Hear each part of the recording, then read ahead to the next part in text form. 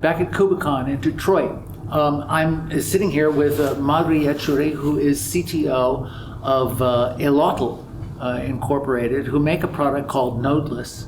First, please explain to me again where you came up with the name Elotl for the company. Yeah, it's an homage to the native people of this continent, and it's a Nahuatl word which means corn on the cob.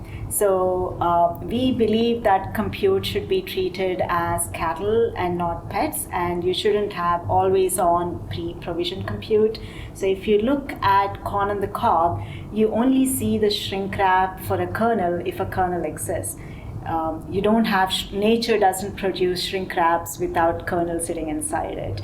So we believe that compute should be provisioned and appear and disappear similarly for applications. So when an application is alive, just-in-time, right-sized compute comes up, and once the application dies, the compute goes away. So the shrink wrap is wilting off of the corn on the cob and it falls away. So that prevents wasted spend, and it also simplifies operations. So then to clarify, most people, I guess, are running Kubernetes on virtualized infrastructure. Right.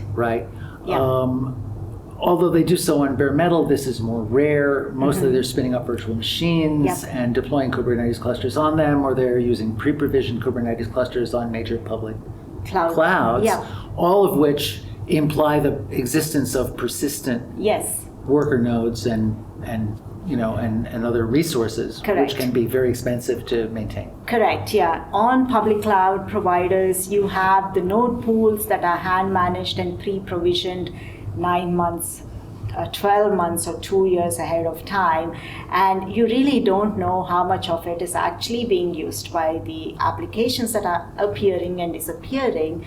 And not just that, over the life cycle of your cluster, you might have a lot of fragmentation of your compute, a lot of holes appearing across all of your compute nodes, and there's no way of consolidating and cleaning up in a postmortem fashion in a repeatable mode. That's a waste of DevOps resources and DevOps time, because they would like to do something much more interesting and intellectually stimulating. Mm-hmm. Yeah. But it creates, I guess, for DevOps and SRE people, a certain kind of cognitive load. Yes. I have actual anxiety when I see fragmented compute in similar situations. It's like a complexity that is not necessary for me to compute around. Yeah, exactly. Yeah. So your group developed Nodeless to solve this problem. And so how does it work? So the idea of Nodeless is, let's not have pre-provisioned always-on compute at all.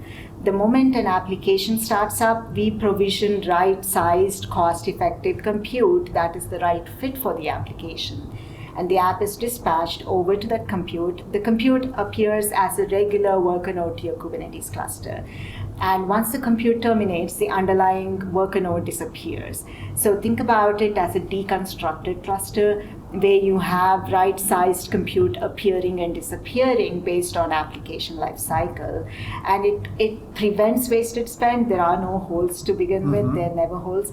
And the DevOps engineers never have to wonder, hey, I stitched together my node pools a year ago. AWS or the other cloud providers have launched better, cheaper instant shapes. Can I consume them? Oh, how about ARM shapes, ARM compute shapes, or Mac compute shapes, or GPU devices, or Spot shapes, or Fargate shapes? How do I include them in my clusters? So it's not just managing your existing worker nodes, but it's also missing out on the better instant shapes that are coming to market by the cloud provider. Why are you stopping yourself from using better shapes for your worker node? And you can actually switch all your compute to ARM shapes, or some of your compute to ARM shapes, because obviously you're going to have to do some work on your workloads before they'll execute maybe in that environment. Right. But I know people who have killed themselves to make that transition because it is significantly cheaper for them, and they've done the dependency management and other stuff to make their workloads work. Right. Why not be able to use it? Yeah, with Nodeless, Nodeless will automatically consume from the latest fleet of compute shapes available to your cloud account for your Kubernetes cluster when the app starts. So it's not even a conscious decision that you have to opt in. You can opt out. Like you might know that for my machine learning workload, this instance family of GPU devices doesn't Won't work, right. So you can opt out, but by default, everything is opted in. So you can consume the latest and greatest shapes. Now, this sounds dramatic, but when I was speaking to people who had spoken to you earlier, it sounds like while the science behind this is potentially complicated, you're also making maximal use of Kubernetes native facilities. That this is not something that Kubernetes doesn't itself kind of know how to do. Yeah. It's a question of cloud provisioning. Yes, yeah, exactly, So Kubernetes does the matching of your applications to compute shapes really well. It does failover of your applications if a compute node fails really well. We are actually taking advantage of all of the Kubernetes latest and greatest feature sets. The only thing that we are adding to Kubernetes is that the cloud compute shapes are appearing just in time and joining your Kubernetes cluster when the applications start up, and they are terminating themselves when the application terminates. So from Kubernetes control plane looking down, it just sees the worker nodes appearing and disappearing. That's about it. So it's not taking away from Kubernetes or adding anything to the Kubernetes control plane. It's just adding that little bit of a transition hook between the cloud provider compute shapes and Kubernetes. Does that make sense? It does. It makes me, however, want to ask more questions. Yes, we probably have to have a much longer conversation. Yes, This reminds me a little bit about old school serverless compute. Yes, With a compute, with a minimum complement. Yep. I think it was not the Knative group, but another group that talked about one to show and one to go, where you would keep resources below the ability to run one container. Yes. So that you would not have a slow start. But then you would have to, start new container hosting resources in anticipation potentially to scale that out. Do you do the same kind of heuristic shaping of? Yeah, that's exactly what we're trying to do. So we actually had a talk at Knative Con on Monday where we demonstrated how serverless can run on Knative backed by Nodeless. So you have just-in-time stack all the way. That's wild. Yeah, so if you have 0 apps running and 0 functions running, you have 0 pods, you have 0 compute nodes. So your lights are off on all cloud providers and all clusters. And everything comes up just in time. The function starts just in time in response to a user curl request, and the pods come up just in time in response to the functions, and underlying compute comes up through Nodeless just in time.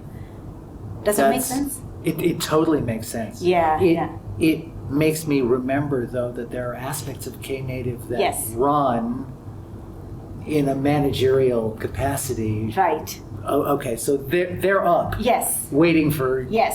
somebody to curl a function endpoint. Yeah. Wow, this is wild. So this would seem, and of course, I work for Mirantis folks. We make an entire stack of Kubernetes and multi-cluster, multi-cloud hybrid management products.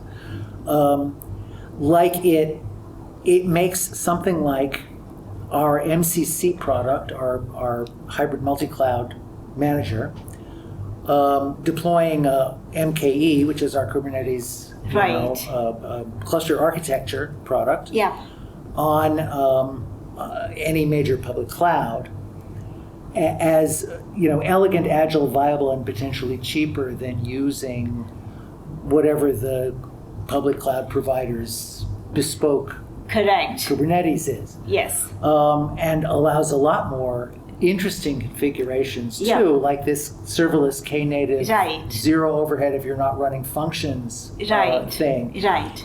That's potentially very exciting. Yeah. In fact, both the product suites, MKE and MCC, really complement Nodeless that runs. So I just explained to you how Nodeless works at a single cluster level. Nodeless also functions in a multi-cluster environment where, similar to just-in-time compute nodes joining a cluster, we have just-in-time clusters joining a federation of clusters.